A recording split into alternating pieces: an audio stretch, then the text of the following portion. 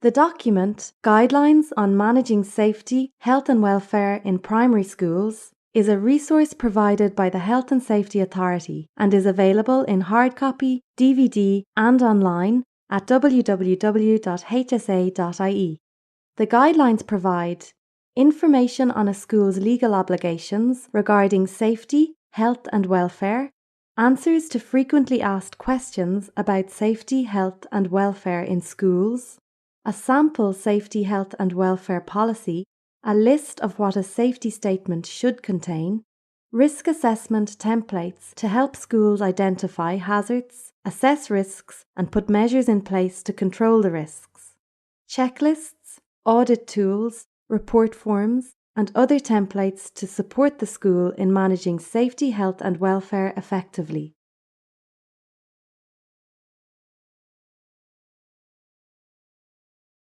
The Board of Management is responsible for managing safety, health and welfare in the school. All members of the school community, teachers, special needs assistants, ancillary staff, and visitors are responsible for their own safety, health and welfare, and that of others.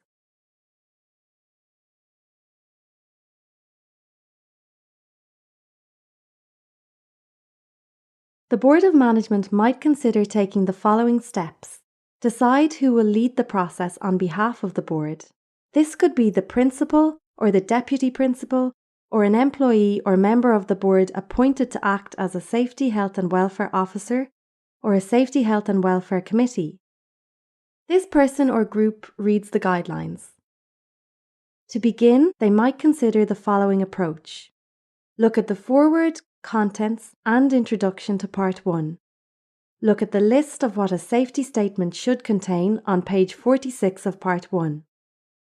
Look at some of the sample risk assessment templates from Part 2.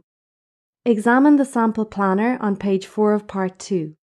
If specific questions arise at this stage, you might locate the answers to them in the FAQ section from pages 39 to 53 of Part 1.